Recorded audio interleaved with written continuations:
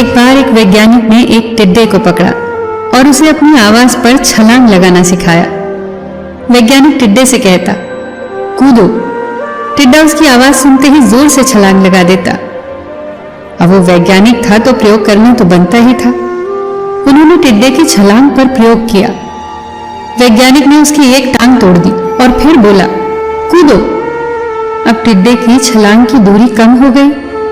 वैज्ञानिक ने उसकी दूसरी टांग तोड़ दी और फिर बोला, कूदो। टिड्डे की छलांग और कम हो गई। अब तोड़ी गई उसकी तीसरी टांग। छलांग की दूरी और कम हो गई। एक एक करके बेचारे टिड्डे की सारी टांगें तोड़ दी गई। अब आखिरी टांग टूटने पर जब उसे कहा गया कूदो, तो वो हिल भी नहीं पाया। अब वैज्ञानिक ने अपना निष्कर्ष अपनी डायरी में लिखा। जानते हो उसने क्या लिखा?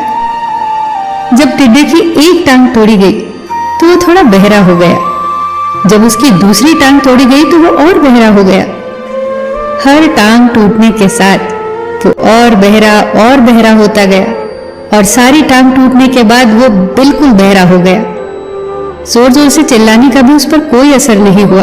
वो तो अपनी जगह से हिला तक नहीं। छलांग लगाना तो दूर की बात थी। इस कहानी को सुनकर सभी को ऐसा ही लग रहा है ना कि क्या मूर्ख वैज्ञानिक था। इतनी सीधी सी बात उसे समझ नहीं आई। क्या कुछ लोग ये भी सोच रहे होंगे कि ये तो किसी बच्चे को भी पता है कि टिड्डे की छलांग उसकी टांग टूटने की वजह से कम होती जा रही थी, ना कि वो बहरा हो गया था। पर दोस्तों, हम सभी जीवन में कई बार ऐसे ही मूर्ख बन जाते हैं। कई बार जीवन में दो घटनाएं एक साथ ऐसे घटती हैं कि उनका एक दूसरे से कोई संबंध होता ही नहीं, फिर भी ऐसा लगता है कि गहरा संबंध है। कभी कभी दिखता कुछ और है, हमें समझ कुछ और आता है और वास्तव में होता कुछ और है।